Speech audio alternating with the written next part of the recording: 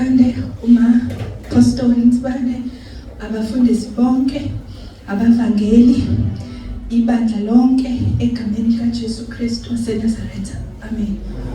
Phambi kwenu uNompilo, MaMntungwa waKwaDlamini, ngisuka endaweni yasePietermaritzburg, engingaphansi kwebranch yaseMafakatini, ngaphansi kobuholi basentabeni yendlu kaJehova. Kuyabonelela uJesu Kristu inkosi bazalwane.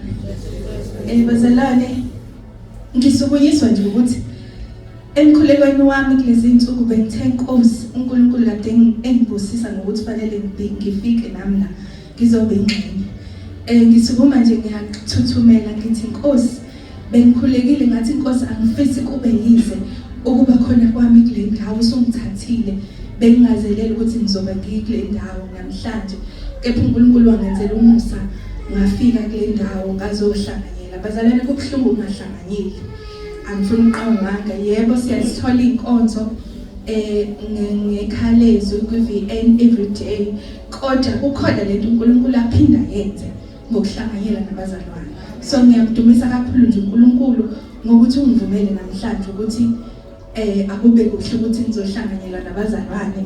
Wangibusisa kakhulu bazalwane ukuthi ngizobona abazali bami. Ngiyabonga kakhulu, ngijabule kakhulu, ngiyamdumisa. Bazalwane, kumnandi ukukholwa bazalwane. Ubaba esakhuluma ngecebo likaNkulunkulu kulamalanga. Nami ngiyazibona ngomunye wenzela icebo, owenzela umusa omangalisayo bazalwane. Mina ikhaya engiphuma kulona kunizangoma nje bazalwane. And mawuthi uyabuka mina into eningi bengingazenzi, masubuka manje ngoba uNkulunkulu vele wekade necebo wasekuqaleni ngami esizalweni ngami bazalwane.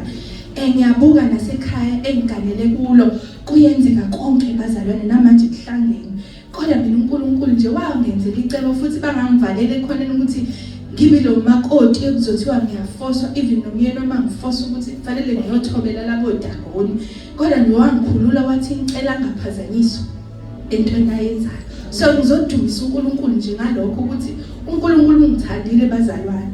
And imfihlo enkulu esifundisiwe ukuthi ukudiliza udonga lwezono engiyawenza umsebenzi bazalwane. Ngiyabuka uNkulunkulu lokhu ngadiliza udonga, lokangikhumbuza kusukela ngisemncane kuze kube manje. Kukhona nezinye izono ezenziwa abazali bethu phezu kwempilo zethu bazalwane, ezifike zibe ingcindezi mase sikhulile thina.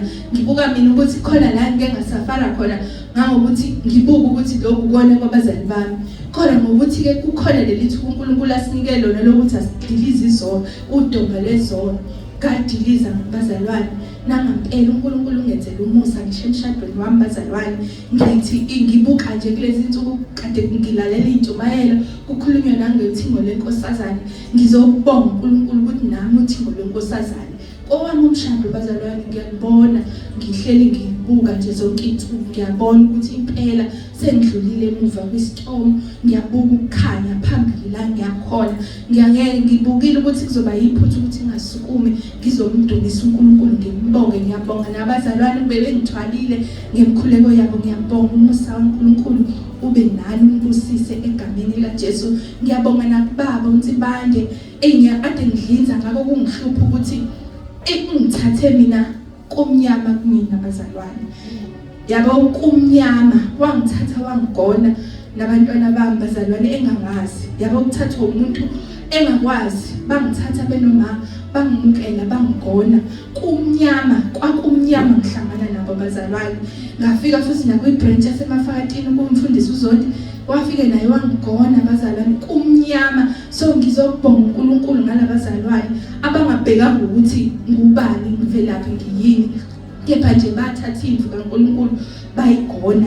Ngiyabonga kakhulu ngithi inkosi imbusise. Umuntu akabonge sethuli ngoba usuke engasezwa, ukwazi kwakhe nokucabanga kwakhe vele kusuke kungasezeki, nothando lakhe lisuke seliphelile, umshumayelo usho njalo. So yikho ngithi angidlulise lokhu kubonga cause bedlinza ngakho namhlanje uJesu Kristu inkosi bazalwane. Ngiyabonga.